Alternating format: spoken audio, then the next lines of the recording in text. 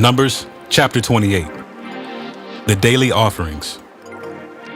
The Lord said to Moses, "Give these instructions to the people of Israel.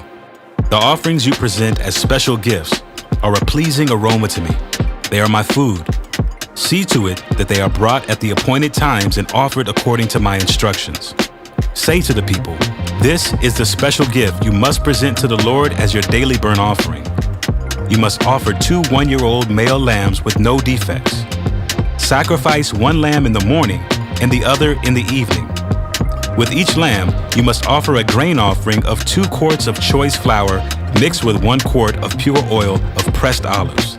This is the regular burnt offering instituted at Mount Sinai as a special gift, a pleasing aroma to the Lord. Along with it, you must present the proper liquid offering of 1 quart of alcoholic drink with each lamb, poured out in the holy place as an offering to the Lord. Offer the 2nd lamb in the evening with the same grain offering and liquid offering. It too is a special gift, a pleasing aroma to the Lord.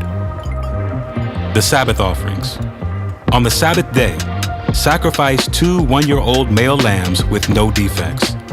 They must be accompanied by a grain offering of 4 quarts of choice flour moistened with olive oil, and a liquid offering. This is the burnt offering to be presented each Sabbath day, in addition to the regular burnt offering and its accompanying liquid offering. The monthly offerings. On the first day of each month, present an extra burnt offering to the Lord of 2 young bulls, 1 ram, and 7 one-year-old male lambs, all with no defects. These must be accompanied by grain offerings of choice flour moistened with olive oil. 6 quarts with each bull, 4 quarts with the ram, and 2 quarts with each lamb. This burnt offering will be a special gift, a pleasing aroma to the Lord. You must also present a liquid offering with each sacrifice, 2 quarts of wine for each bull, 1/3 of a gallon for the ram, and 1 quart for each lamb. Present this monthly burnt offering on the first day of each month throughout the year.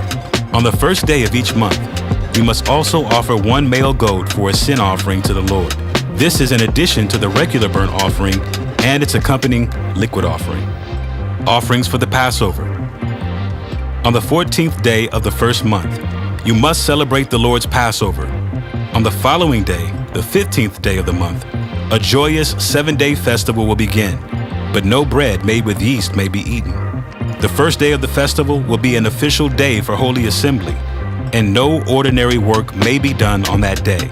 As a special gift, you must present a burnt offering to the Lord: 2 young bulls, 1 ram, and 7 one-year-old male lambs, all with no defects.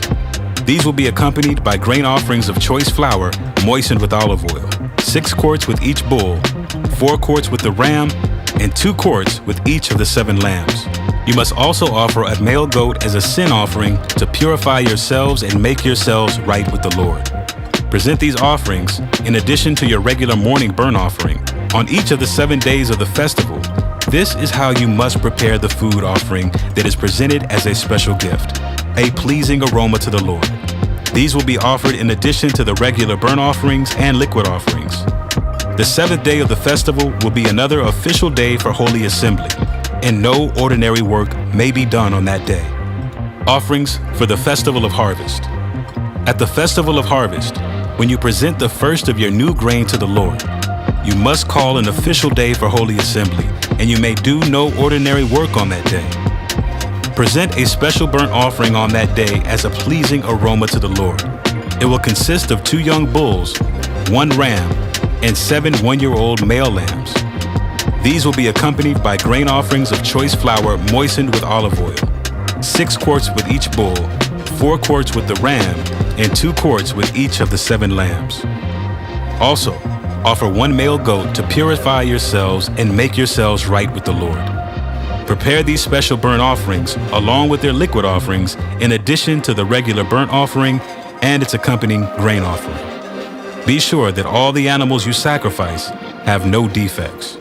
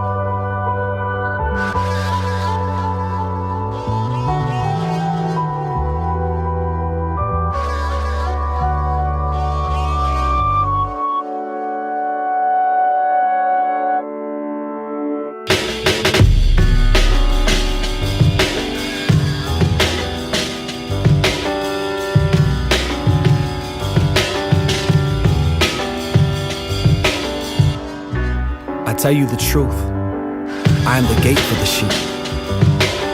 All who came before me were thieves and robbers, but the true sheep did not listen to them. Yes, I am the gate.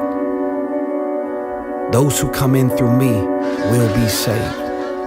They will come and go freely and will find good pastures. The thief's purpose is to steal and kill and destroy.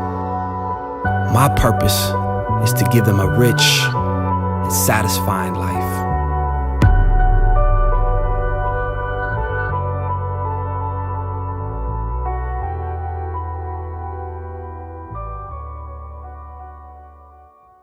Chapter 10. The Good Shepherd and His Sheep. I tell you the truth. Anyone who sneaks over the wall of the sheepfold, rather than going through the gate, must surely be a thief and a robber. But the one who enters through the gate is the shepherd of the sheep. The gatekeeper opens the gate for him, and the sheep recognize his voice and come to him. He calls his own sheep by name and leads them out. After he has gathered his own flock, he walks ahead of them, and they follow him because they know his voice. They won't follow a stranger. They will run from him because they don't know his voice. Those who heard Jesus use this illustration didn't understand what he meant, so he explained it to them. I tell you the truth. I am the gate for the sheep. All who came before me were thieves and robbers, but the true sheep did not listen to them. Yes, I am the gate. Those who come in through me will be saved. They will come and go freely and will find good pastures. The thief's purpose is to steal and kill and destroy. My purpose is to give them a rich and satisfying life. I am the good shepherd. The good shepherd sacrifices his life for the sheep. A hired hand will run when he sees a wolf coming. He will abandon the sheep because they don't belong to him, and he isn't their shepherd. And so the wolf attacks them and scatters the flock. The hired hand runs away because he's working only for the money and doesn't really care about the sheep. I am the good shepherd. I know my own sheep, and they know me. Just as my Father knows me and I know the Father, so I sacrifice my life for the sheep. I have other sheep too that are not in this sheepfold. I must bring them also. They will listen to my voice, and there will be one flock with one shepherd. The Father loves me because I sacrifice my life so I may take it back again. No one can take my life from me. I sacrifice it voluntarily.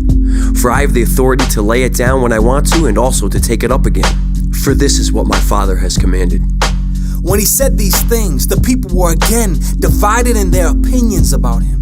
Some said, he's demon-possessed and out of his mind. Why listen to a man like that? Others said, this doesn't sound like a man possessed by a demon. Can a demon open the eyes of the blind? Jesus claims to be the Son of God. It was now winter, and Jesus was in Jerusalem at the time of Hanukkah, the festival of dedication. He was in the temple, walking through the section known as Solomon's Colonnade. The people surrounded him and asked, how long are you going to keep us in suspense? If you are the Messiah, tell us plainly. Jesus replied, I have already told you, and you don't believe me. The proof is the work I do in my Father's name. But you don't believe me because you are not my sheep. My sheep listen to my voice. I know them, and they follow me. I give them eternal life, and they will never perish. No one can snatch them away from me, for my Father has given them to me, and he is more powerful than anyone else. No one can snatch them from the Father's hand. The Father and I are one. Once again, the people picked up stones to kill him. Jesus said, At my Father's direction I have done many good works. For which one are you going to stone me? They replied, we're stoning you, not for any good work, but for blasphemy. You, a mere man, claim to be God.